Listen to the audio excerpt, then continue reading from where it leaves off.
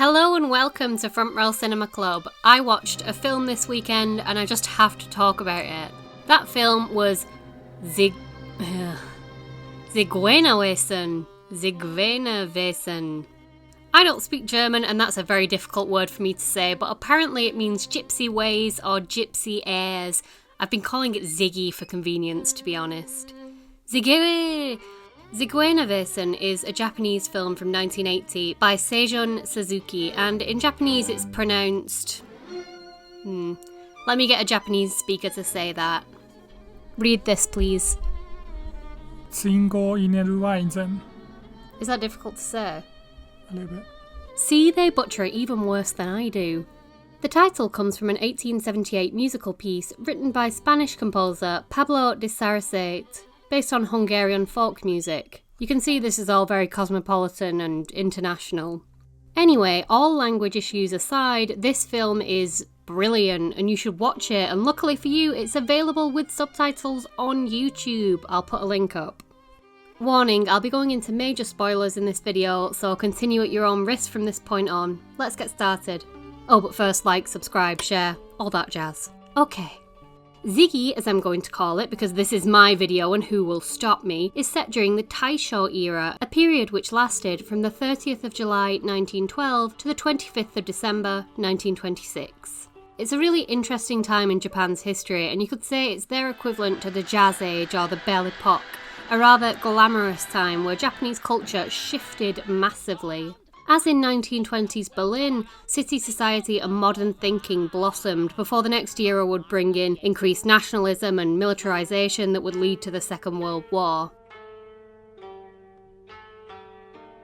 During the Taisho years, Japan began to industrialise, restructure its government towards democracy, and it began to westernise. In 1923, the Great Kanto earthquake devastated Tokyo and many other surrounding cities, with over 100,000 people dying. Afterwards, these cities were rebuilt with modernity in mind, and more Western-style buildings were introduced to Japanese streets. Japanese people followed this trend of westernisation. The middle classes began to abandon their kimono for suits and dresses. Women who dressed this way were often referred to as moga, meaning modern girl. You can think of these ladies as the Japanese answer to American flappers. You can see this mixture of the traditional and the modern throughout Ziggy. This film begins with a crowd of people assembled on a beach, shouting about the dead body of a woman who's washed ashore. We meet our protagonist, Professor Aochi, and his friend Nakasago. Isn't he very handsome? Aochi's in a suit, Nakasago is in yukata. Nakasago is suspected of sleeping with and murdering this woman, and he's eating a corn on the cob, which has nothing to do with anything. Then crabs crawl out of the woman's... I'm on YouTube, so I'm going to use the word area. And we just sort of take the story from there, really. If you're already quite confused, that's completely understandable, I don't blame you. This film's only going to get more confusing from this point onwards. Aochi and Nakasago spend some time with a geisha who's in mourning for her brother who's just committed suicide, and she's called Oine. Oine describes how her dead brother's bones turned pink like sakura blossoms after his cremation. Nakasago develops an obsession with bones and skeletons after this story, and begins a sexual relationship with the geisha. But he's a born wanderer and he leaves there and goes off following after this troupe of blind performers. Throughout the story he comes and goes, like the gypsies conjured up in the song from which the film takes its title. Later, Nakasago marries Oine's doppelganger, Sono, who's played by the same actress. They have a daughter, Toyoko, then Sono dies. Nakasago brings Oine into his house to act as a wet nurse and substitute mother for the child. Meanwhile, our main character, Aochi, is married to this woman, Shuko. You can see she's a moga, modern girl. Shuko has an affair with Nakasago and gets caught by her sister messing around with him, who then tells the story to Aochi. Only maybe that didn't happen because the sister is dying and she might be hallucinating, and perhaps Aochi had an affair with Nakasago's wife, Sono, the one who died, and maybe he had an affair with this dying sister too. There are so many love triangles in this film, it's quite difficult to keep track. Firstly, there's the love triangle between these three, the band of blind beggars that Nakasago follows. She's married to him, but then this... and then this...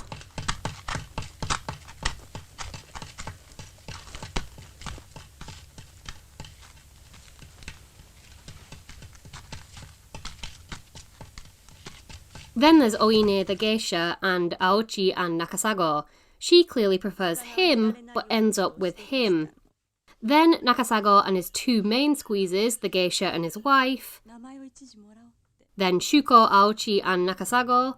You can't move for love triangles in this film, that's what I'm trying to say. Let's get back to the blind beggars I keep mentioning. They pop up continuously throughout the story, stumbling and groping their way across the countryside, and are clearly intended by the director Suzuki to appear as grotesque. An article I found by Noriko T. Reader, I'll leave a link in the description, speaks about our fascination with the grotesque, its importance in Japanese ghost stories, and links it to the medieval carnivals of Europe. The blind trio are like a travelling freak show. The woman, who we can call a goze, a traditional blind singer, opens her legs and a man bends down to see inside her kimono. The group sings pornographic songs and gurn and dribble, and eventually they enjoy this surreal death scene.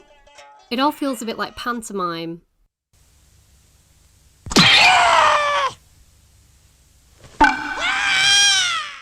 After their deaths, Nakasago encounters the blind band as children. Don't question it. They sing a song about Manchuria, which is just a whole other kettle of fish.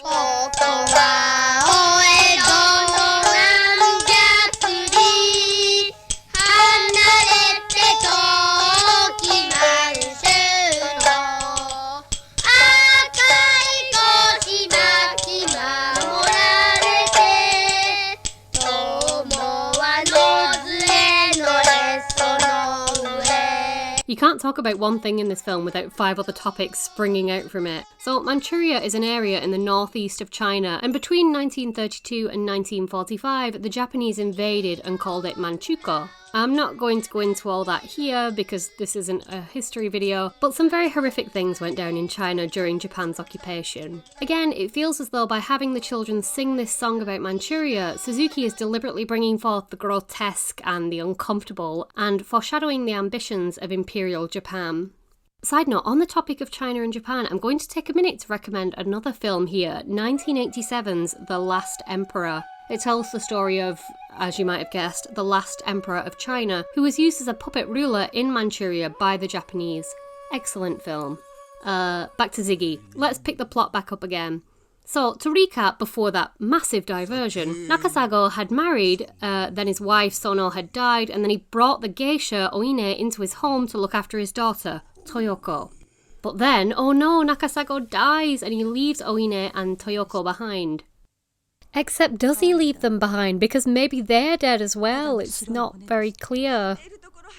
I mean, they're walking around and everything, but things clearly aren't right. Don't know how else to say it. Very confusing. And then the film ends and everyone is very scared and confused and they want their mum. The end. It might not be very clear from my explanation of the plot, which I realise must be really confusing if you haven't seen this film, and might even be confusing if you have. This is a ghost story. Of sorts. More specifically, it has elements of kaidan. Kaidan is a Japanese word that, it kind of means ghost story, but it suggests an old-fashioned sort of ghost story. You wouldn't use it, for example, to describe something like Ringu. Rather, it brings to mind something from the Edo period. Ziggy is so surreal that it's very difficult to explain properly, but it's jam-packed with references to death, and the suggestion that people are moving between the worlds of the living and the dead. When visiting Nakasago's house, Aochi has to pass through this gateway, seeming to move into another world. In this gateway, Aochi is met by Sono and has a strange experience with her, in which it is suggested that she might not be human, but actually a fox spirit.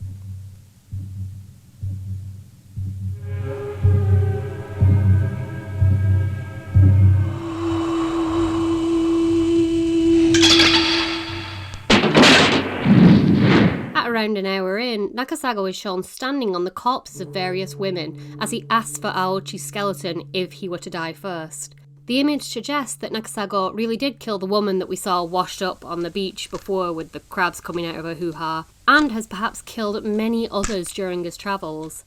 After Sono's death, Aochi panics when he sees the geisha Oine in her place, thinking her to be a ghost because they look exactly the same. Aochi-san, omachi itashite orimashita.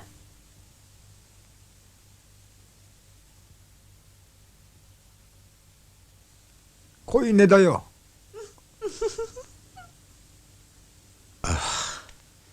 幽霊じゃなかったのか。 And after Nakasago's death, Oine does indeed seem to act like a spirit. She refuses to enter Aochi's home but lingers on the threshold. She dresses in black and looks white and eerie.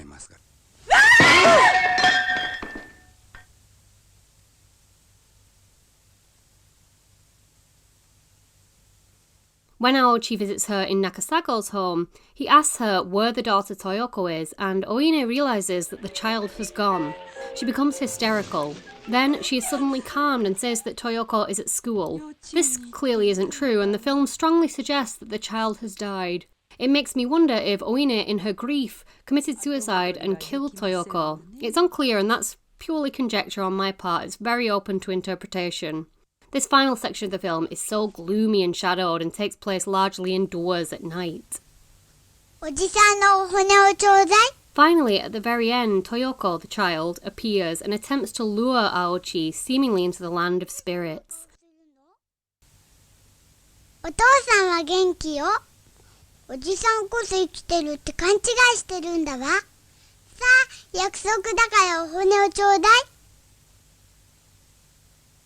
参りましょう。 She tells him that her father wants his bones, linking back to Nakasago's obsession with skeletons. Aochi refuses to follow her, very wisely, and we are left questioning who is truly dead and who is alive.